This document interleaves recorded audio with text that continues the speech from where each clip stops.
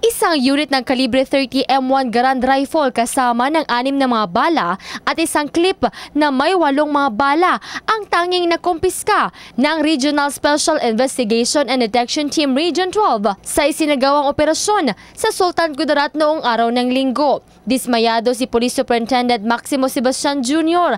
Aniya, natunogan raw ng mga subject ng operasyon ang pagdating ng mga ito. Kung saan ay merong tip doon sa kanila, na kung saan ay pagdating namin doon ay kampante sila at wala na kami nakuha kahit ng ebidensya. But fortunately, doon sa isang target natin, nakuha tayo isang Garand Rifle and ammunition. Yung tao ay wala na doon sa bahay niya.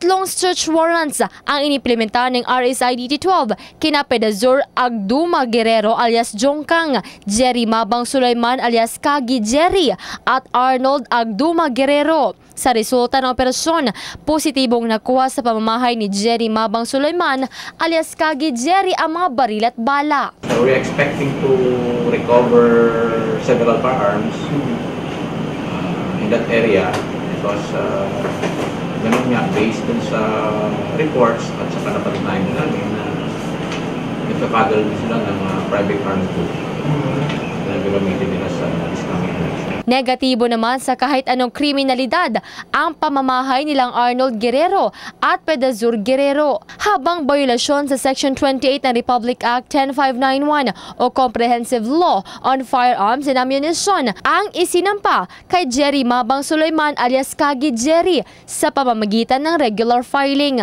Aasahan naman na may mga kasunod pang operasyon ang isasagawa ng Regional Special Investigation and Detection Team Region 12 sa mga taong inirereklamo ng publiko.